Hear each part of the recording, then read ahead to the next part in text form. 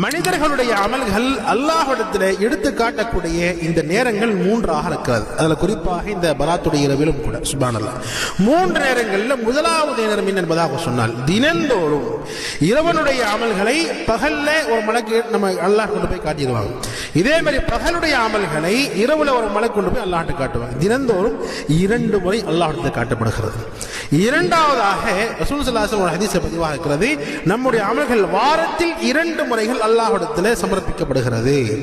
ஒன்று திங்கட்கிழமை, இன்னொன்று வியாழக்கிழமை. இந்த 2 நாட்களும் நம்முடைய அமல்கள் அல்லாஹ்விடத்தில் வாரத்தில் 2 முறை அல்லாஹ்விடத்தில் சமர்ப்பிக்கப்படுகிறது.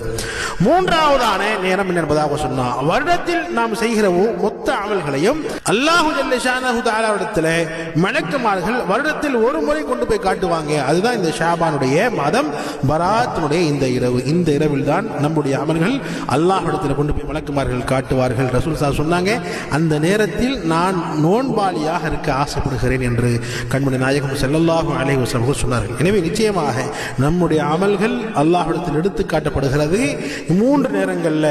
அதில் தினந்தோறும் 2 முறை, வாரத்தில் 2 முறை, அதிலும் குறிப்பாக வருடத்தில் 1 முறை. இந்த ஷாபானுடைய மாதம் பராத்துடைய இரவில் அல்லாஹ் நம்முடைய ஒவ்வொரு அமல்களையும் கபூல் செய்தல்வானாக. நம்முடைய எல்லா விதமான பாவங்களை அல்லாஹ் மன்னித்து மறைத்து அருள்வானாக.